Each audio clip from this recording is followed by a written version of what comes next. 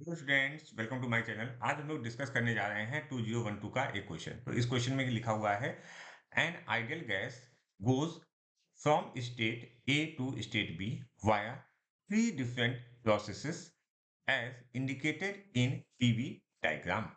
If Q1, Q2, Q3 indicate the heat are absorbed by the gas along the three processes and delta U1, delta U2, delta U3 indicate the change in internal energy along three processes respectively then।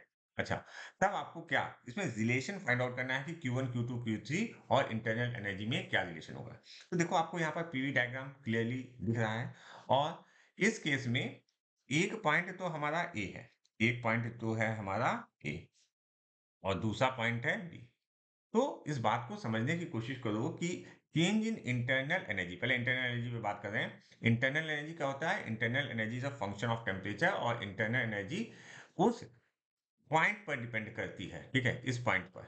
ठीक है, मतलब जैसे हमारा heat of work क्या होता है? Path function होता है, ये पॉइंट फंक्शन होता है। ओके, तो ए और बी के बीच में तीन पाथ हैं। तो तीनों के लिए अगर हम बात करें तो delta of U1 is equal to delta of U2 is equal to delta of U3 होगा। ठीक है, ये बात बहुत अच्छे से क्लियर होनी चाहिए क्योंकि जो दो पॉइंट हैं उन्हीं के बीच में तीनों प्रोसेसेस हैं। तो चेंज क्या होगा? सेम होने वाला है। ओके, तो अगर हम ऑप्शंस देखें तो हमारा ऑप्शन 3 और ऑप्शन 4 तो बिल्कुल गलत हो गया। ऑप्शन 1 और 2 में कोई एक ऑप्शन होगा। अच्छा, ये चीजें सेम हो गई।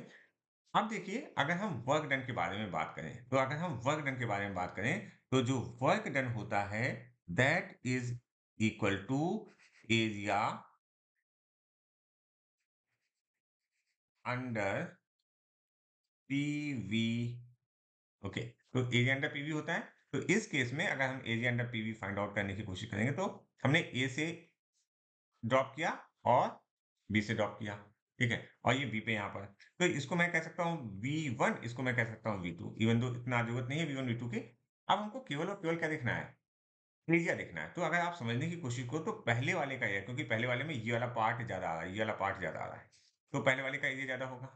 दूसरे वाले पार्ट में ये वाला पार्ट ज्यादा होगा और तीसरे वाले पार्ट में केवल कितना आ रहा होगा? तीसरे वाले पार्ट में अगर आप ध्यान दोगे तो तीसरे वाले पार्ट में इतना आ रहा होगा, तीसरे वाले पार्ट में ये आ रहा होगा एरिया, तीसरे वाले में ये आ रहा होगा, सेकंड वाले में ये वाला ऐड हो जा रहा होगा और फर्स्ट वाले में ये दोनों ऐड हो जा रहे होंगे। तो हम ऐसा कह सकते हैं कि work done in the first is greater than work done in two is greater than work done in three. अच्छा, इसके अकॉर्डिंग अगर हम फर्स्ट लॉ लिखें तो फर्स्ट लॉ क्या होता है? Delta Q is equal to delta U plus delta W.